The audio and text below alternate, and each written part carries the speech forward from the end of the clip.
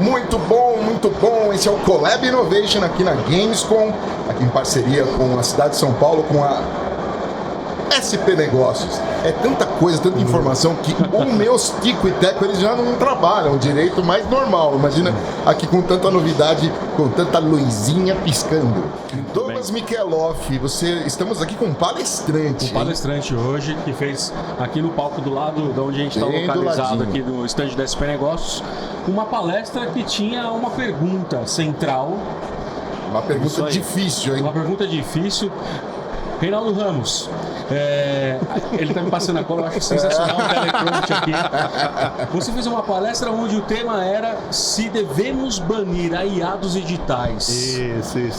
E aí, o que se desenrolou nessa sua palestra, nessa pergunta, que é uma pergunta que mexe com o setor público, principalmente? Super complexa. A palestra foi super complexa, porque teve opiniões divergentes ali, eu e o Caio, a gente se diverge em alguns pontos, mas a divergência é boa porque, né, a gente traz os assuntos para a mesa. Bom, mas a resposta para essa pergunta aqui, que nem foi dada lá, é muito difícil de conseguir impedir a IA dos editais. Aliás, qualquer coisa que se falar de IA hoje, os caras falam, cara, eu sinto muito, mas... Não dá pra você impedir, porque a IA hoje ela tá em todos os lugares, né?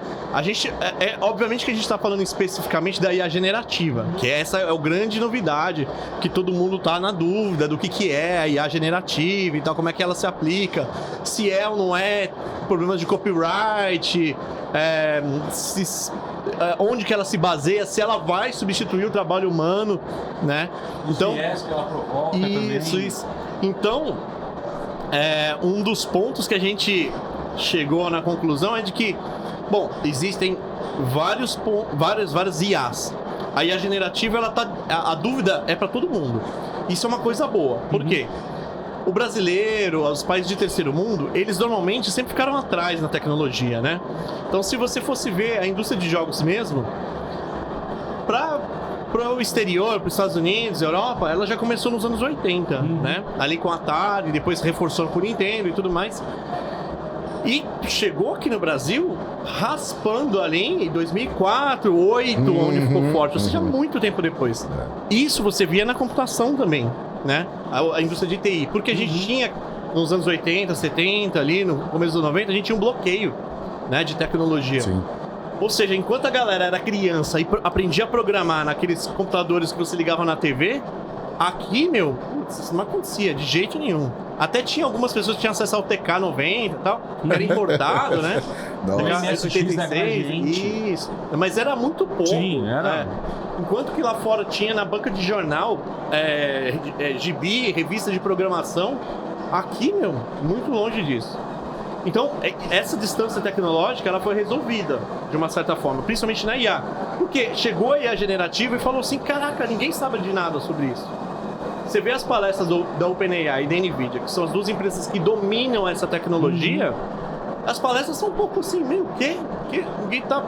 Ninguém bate martelo. Não existem certezas sobre a IA hoje.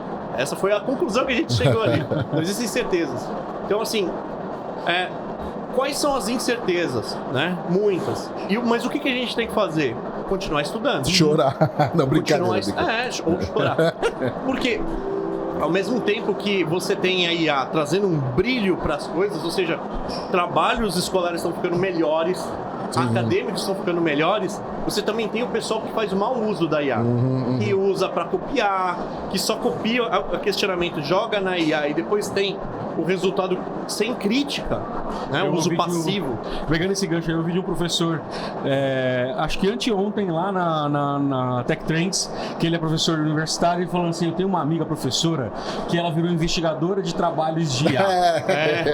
Ela fica olhando pro trabalho e fica tentando saber se aquilo foi gerado pela IA. E de uma certa forma... É um trabalho sem fim, né? É um trabalho sem fim, e assim, você não vai descobrir muitas vezes. Porque o output que a ferramenta dá depende de como você colocou o prompt para ela responder, e de fato você não sabe onde ela está indo buscar as referências para gerar aquele contexto, e ela mesmo já cria num contexto diferenciado até para fugir de questões relacionadas à legislação de copyright, ou seja, né, de direitos autorais. Então é difícil você guiar isso daí, né? É muito difícil. Primeiro que, assim, a IA, para ela existir, essas IAs generativas, para elas existirem, elas ficaram processando durante meses em computadores super absurdos. Clusters de poder computacional que a gente nem tem no nosso país. E, na verdade, há até uma briga entre países, por exemplo, os Estados Unidos, que é boicotar o desenvolvimento de CPUs de IA na China. E você vai ver que tem várias notícias dessa. E vice-versa. Então, essa tecnologia de processar esses cores de engine estão na mão de poucos ainda e tende a ficar assim, porque quanto mais poder, melhor fica. Você já começa a ver briga, por exemplo, nos Estados Unidos boicotando TikTok, DJI, que são empresas... BYD, então... E a gente não tá falando sobre marcas, mas isso vocês estão falando sobre drone. Não, a gente tá falando sobre tecnologia e uso de IA forte. Aliás, eu queria até que você me confirmasse se você tem conhecimento disso. Eu ouvi essa semana, eu vi num canal do YouTube, então por isso que eu quero confirmar. Mas me assustou. Que para cada simples consulta que você faz no ChatGPT, você usa 1 litro de água. Para você, né, assim, a proporção é para você ter um resfriamento em todos esses servidores e tudo mais. Independente disso, cara, gera muita energia uma consulta. Sim. Gera não, usa-se muita energia. O poder, assim, essas máquinas que estão rodando esse tipo de IA, elas estão rodando em servidores, super servidores, né? Esses servidores, e não é nem pelo peso da engine em si, da IA em si. Embora seja pesada, mas é que tem tanta gente usando que eles realmente precisam investir uma quantidade de dinheiro imensa em infraestrutura. E além disso, essa infraestrutura consome um poder computacional muito grande. E você imagina o seguinte, você imagina o nosso pensamento, né, a nossa sinapse. Aqui dentro a gente tem os nossos neurônios trocando ideia. Isso precisa ser simulado através de um algoritmo de rede neural num computador que, teoricamente, não foi feito para isso. Né? Ou seja, então você precisa de um poder computacional gigantesco para que você tenha essas sinapses virtuais, essas redes neurais funcionando e te dando uma resposta satisfatória. Isso é até um dos motivos da gente ter vídeos, por enquanto, vídeos curtos, produção é de 4 segundos, tal, porque exige muito processamento. Agora, saindo do processamento para o processo, queria saber o seguinte: como é que o Reinaldo veio parar aqui na Gamescom? Me conta do Reinaldo, do Reinaldo CPF. O Reinaldo CPF é muito antigo, assim, em games. Eu já estou na minha segunda empresa de jogos, a qual fundei. Eu fui fundador da Qbyte e da T4 Interactive. Hoje eu trabalho para uma empresa de inteligência artificial chamada Anything World. A Anything World é uma empresa inglesa e eles fazem modelos para jogos, ou seja, se você está desenvolvendo o teu game, você escreve, quero um cavalo no meu game. Você escreve, vem um cavalo já animado, com código, com tudo pronto. E tem também uma ferramenta chamada Animate Anything, que você pega o modelo que você acabou de modelar, joga para ela processa na rede neural que a gente tem e devolve rigado, que é colocando os bones, e com todas as 40 animações se for personagem humano. Ou seja, um baita de um trabalho que a pessoa tem para animar e irrigar, a IA faz automático. Eu sou responsável por uma parte que é o plugin para Blender. Blender é a ferramenta de modelagem que faz essa parte do rig automático, rig animação automática. Então, e essa é uma das partes, a minha parte profissional, né? Então eu sou programador e tudo mais. E a minha parte acadêmica. Eu sou professor, vice-coordenador do curso de jogos digitais da PUC. E lá a gente forma os alunos a desenvolver jogos. Estou com diversos alunos aqui na Gamescom. E eu tenho uma história com o Gamescom, na verdade com o Big, né? Que antes era Big. Então, há, 4, 5 anos atrás aqui, eu estava apresentando um dos meus jogos ali no stand indie, que era o Community Inc., que depois foi para Switch. Então, assim, desenvolvendo jogos eu estou desde 2008 fazendo jogos. Então, é longa o meu conhecimento aí. O olhinho brilha, né? Brilha. Eu gosto muito. Pra mim, desenvolver games é uma paixão. E dar aula também, ver os alunos aqui fazendo os próprios games. Tem 40 alunos hoje aqui, é isso? Cara, são muitos alunos aí. Eu não sei te contar quantos, mas... muitos é mais de 40. Eu tenho mais de 100 alunos em todas as turmas, assim, né?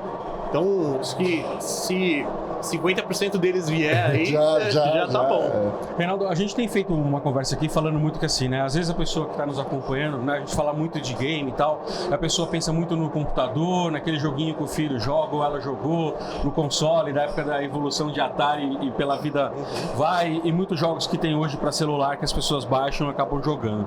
Mas o contexto do game, a gamification, né? A gamificação, ela tem se ampliado de forma a entrar em várias frentes de atuação, de educação, para treinamento, né? E você começa a ganhar muita escala, e não é à toa que o game representa hoje o mercado em volume monetário muito maior que o do cinema, muito maior do que a música, muito maior do que o entretenimento puro e simples, né? Você acha que o game, com todas as tecnologias emergentes que a gente tem hoje, ele vai ser a principal plataforma de interação entre pessoas e todos os dispositivos que tenham alguma tecnologia embarcada rodando? Olha, a gamificação, ela se aplica a diversas áreas. Área de treinamento, área de escola, simulação, né, militar. Tem muitas áreas que se aplicam. Área médica. Área médica, sim, total. E o que acontece? Muitas das coisas e das tecnologias que a gente tem hoje, que a gente vê, nossa, que fantástico, isso, elas nasceram nos games. Inclusive o poder computacional que processa as IAs hoje é um poder computacional que vem das placas gráficas, que são placas gráficas que chegaram nesse ponto porque os games demandam muito poder de processamento. Então a indústria de games, ela faz com que todas as outras indústrias em torno se cresçam baseada na puxada tecnológica que ela dá. Isso, tanto gamificação, que é a parte mais humana, que é a parte que motiva a gente a estar aqui, né? Ou seja, o game, ele é lúdico, ele traz essa felicidade, esse brincar, né? Que normalmente a gente não tem no dia a dia de um adulto, né? Então, quando você coloca a gamificação, você traz isso. Por exemplo, o Waze, né? O Waze, ele é gamificado. Você cria o seu avatar e aquilo faz você querer... Vai coletando pontos, você pode até ganha coroinha depois. Por que você informa o buraco ali, né? Porque ele dá um pontinho, né? Então, essa gamificação, ela motiva os adultos a fazerem isso. Então, assim, game, ele é a locomotiva que empurra a tecnologia de ponta, né? As placas gráficas, computador, processador, celular. Todo celular hoje tem placa 3D aceleradora aqui. Não há outro motivo senão games, né? Se não fosse para rodar game aqui, a gente tava com aquele celular de texto, tela preto e branco, baratinho. Mas não, a galera quer jogar. Com o joguinho da cobrinha. Isso, exato. Que até aqui tinha jogo, né? Então, a games é a indústria, é o motor que puxa todo esse trem aí, né? Essa tecnologia. E tanto o Bitcoin, né, começou a minerar com placa gráfica, né, as criptomoedas, e agora a IA sendo processada nas placas gráficas também. E a NVIDIA, que é uma empresa de placa gráfica de jogo, né? Sim. Ninguém pensa mais em GeForce sem pensar na NVIDIA. Cara, a NVIDIA foi uma das primeiras, se não a primeira, a introduzir a gente tá falando de IA, mas por que não? A gente é também uma produtora audiovisual, de edição e tudo mais. Tem uma coisa no áudio que, por exemplo, toda essa ambiência que a gente está escutando aqui, às vezes isso atrapalha pra caramba, então você precisa tirar. A NVIDIA foi uma das primeiras, se eu não me engano, foi numa placa na RX... A geração RX. RX, exatamente. Que ela já vem embarcada com esse plugin, cara. Então você já faz... Olha isso, nós estamos falando de placa, de game, né, tal, que já vem com essa... E por que eles botaram isso? Porque a galera que tava jogando tinha barulho de fundo. Isso. Então esse filtro é pro gamer. E depois a gente acaba usando em todos os lugares. Olha, isso é muito louco, né? Pois é, tá vendo? Pra gente encerrar, é uma pergunta, claro, mais uma pergunta filosófica, mas a gente tá... como é que fala? Povoando o mundo com tecnologia, com robôs. A gente já tem aí a Amazon, inclusive, que tá aqui do lado, já tem aí cerca de 700 mil robôs trabalhando aí no mundo afora, os drones, os robôs que já fazem. Como é que você vê o trabalho humano nos próximos 10 anos, a partir dos próximos 10 anos? A gente brincou aquela hora, sente e chora, mas não é o caso. A gente tem que se desenvolver. Desde quando a gente desde do nada, o mundo vai ganhando suas tecnologias. A roda foi uma delas. como é que você vê a humanidade trabalhando daqui uns 10 anos, sei lá? A gente já passou por uma revolução industrial uma vez, né? Ou seja, a gente tinha lá os trabalhadores que batiam martelo, parafuso e de repente colocaram robôs, linha de montagem, Fordismo, tudo isso. E isso já revolucionou o mercado. Muita gente falou, tá tirando emprego, o robô tá tirando emprego das pessoas, não sei o quê. Essas reviravoltas tecnológicas, elas vão continuar acontecendo. A gente está passando por uma agora que é da IA. Isso é inegável, é uma revolução da inteligência artificial. E é claro que algumas pessoas vão acabar perdendo seu emprego. Isso vai acontecer, infelizmente. Mas outras vão ganhar.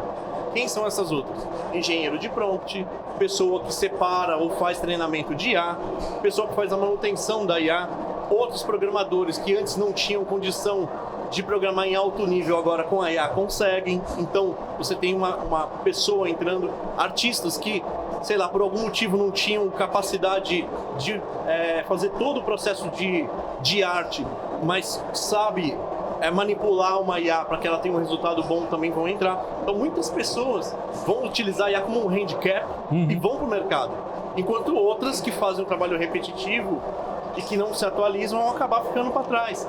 É claro que a gente fica muito triste por essas pessoas, mas a gente alerta a galera, estudem. O estudo, ele mantém a gente atualizado. E quem trabalha com tecnologia sabe disso. A gente pode ficar desatualizado amanhã. Eu trabalho com desenvolvimento de jogos, então hoje eu entendo de Unity, de Unreal muito bem.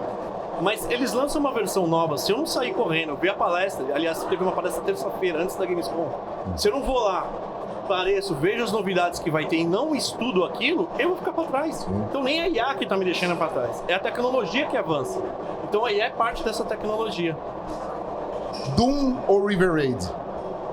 Doom, no 486.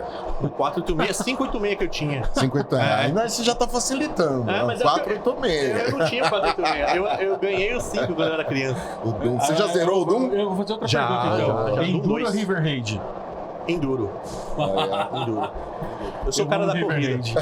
Aliás, eu queria aqui agradecer o pessoal do Compasso, agradecer vocês, que são excelente o trabalho de vocês.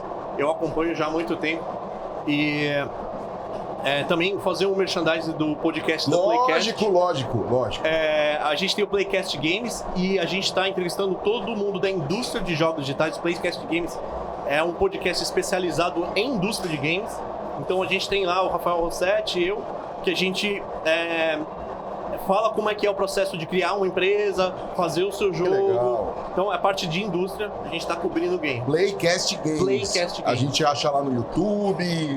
Todas as redes sociais vão achar. Legal. E também um beijo pra Fabi, né? Claro, companheira. Ela é minha esposa e a companheira de vida. É isso aí. Tá bom. Tá ali. Gente, primeiro quero agradecer o Reinaldo pela participação aqui. Foi bom bater esse papo contigo. E para você que está acompanhando a gente aí no canal da SP Negócios, não esqueça, faça sua inscrição, ative o sininho para receber o alerta assim que a gente publicar um próximo episódio aqui do Collab Innovation especial na Gamescom em parceria com a SP Negócios. Forte abraço, até o próximo conteúdo.